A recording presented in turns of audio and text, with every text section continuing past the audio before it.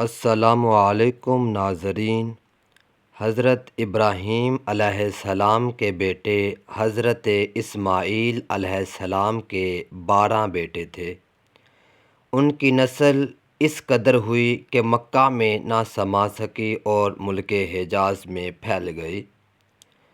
ان کے ایک بیٹے کیدار کی اولاد میں سے عدنان پیدا ہوئے۔ عدنان کے بیٹے معد اور پوتے کا نام نازار تھا۔ پھر نازار کے 4 بیٹے ہوئے، ان میں سے ایک کا نام مضر تھا۔ اب مضر کی نسل سے قریش بن مالک پیدا ہوئے اور قریش کی اولاد بہت ہوئی۔ ان کی اولاد مختلف قبیلوں میں بٹ گئی۔ ان کی اولاد سے قصی نے اقتدار حاصل کیا۔ اب قصی سے آگے 3 بیٹے پیدا ہوئے۔ ان میں سے ایک عبدمناف تھے، جن کی اگلی نسل میں ہاشم پیدا ہوئے۔ ہاشم نے مدینہ کے ایک سردار کی بیٹی سے شادی کی۔ ان کے ہاں ایک بیٹا پیدا ہوا جس کا نام شیبہ رکھا گیا۔ یہ پیدا ہی ہوا تھا کہ ہاشم کا انتقال ہو گیا۔ ان کے بھائی مطلب مکہ کے حاکم تھے۔ ہاشم کا بیٹا مدینہ میں پرورش پاتا رہا۔ جب مطلب کو معلوم ہوا کہ وہ جوان ہو گیا ہے تو بھتیجے کو لینے خود مدینہ گئے۔ اسے لے کر مکہ مکرمہ پہنچے تو لوگوں نے خیال کیا کہ یہ نوجوان ان کا غلام ہے۔ مطلب نے لوگوں کو بتایا کہ یہ ہاشم کا بیٹا اور میرا بھتیجا ہے۔ اس کے باوجود لوگوں نے اسے مطلب کا غلام ہی کہنا شروع کر دیا۔ اس طرح شیبہ کو عبد المطلب کہنے جانے لگا۔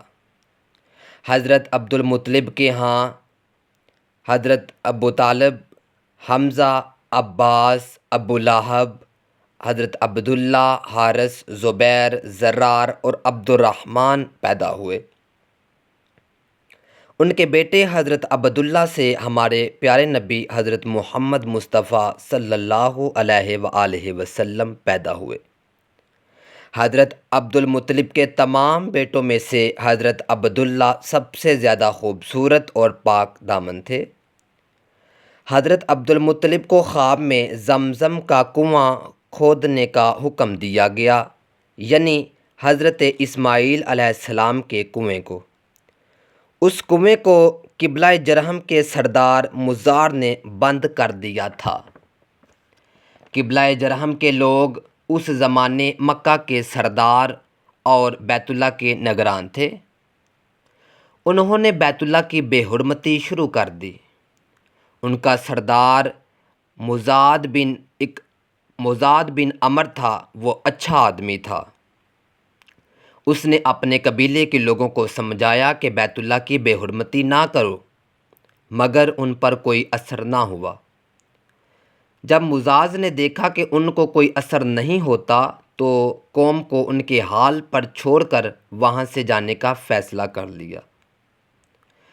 اس نے تمام مال و دولت، تلواریں، زرے وغیرہ خانہ کعبہ سے نکال کر زمزم کے کنویں میں ڈال دیں اور مٹی سے اس کنویں کو بند کروا دیا، اور مدتوں یہ کنواں بند پڑا رہا۔ اس کے بعد بنو خزاں نے بنو جرہم کو وہاں سے مار بھگایا۔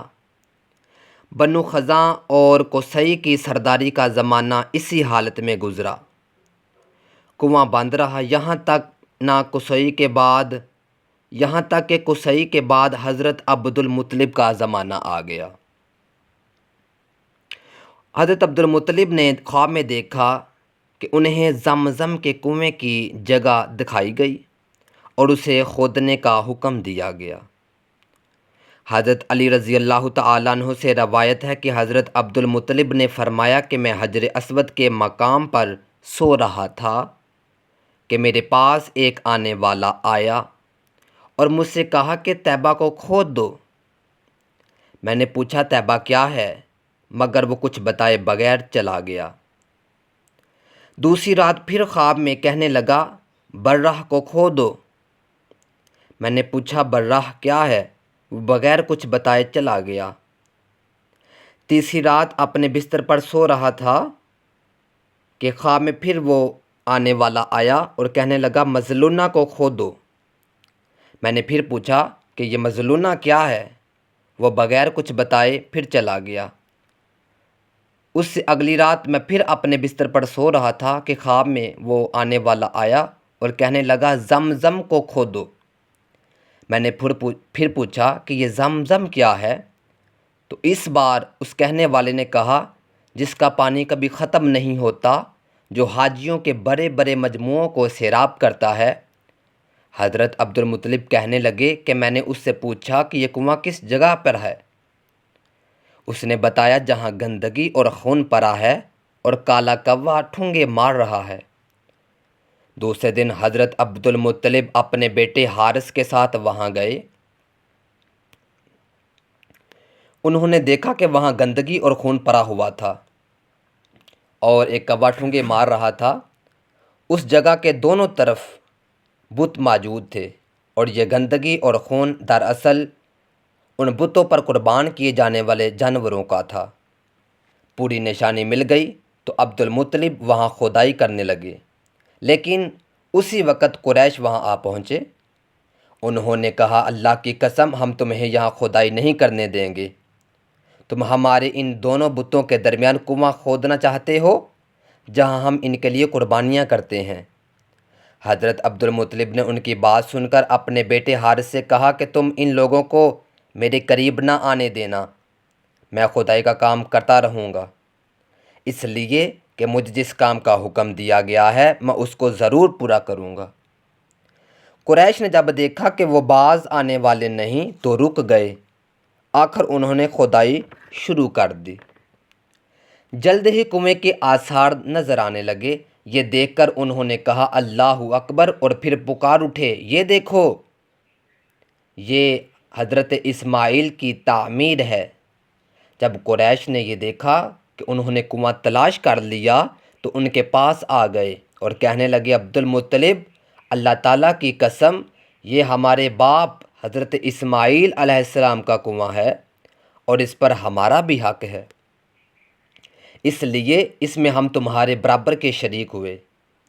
یہ سن کر حضرت عبدالمطلب نے کہا میں تمہیں اس میں شریک نہیں کر سکتا، یہ مجھ اکیلے کا کام ہے۔ اس پر قریش نے کہا کہ پھر ہم تم سے اس معاملے میں جھگڑا کریں گے۔ حضرت عبدالمطلب بولے کسی سے فیصلہ کروا لو۔ انہوں نے بنو سعد کی کہنیاں سے فیصلہ کروانا منظور کیا۔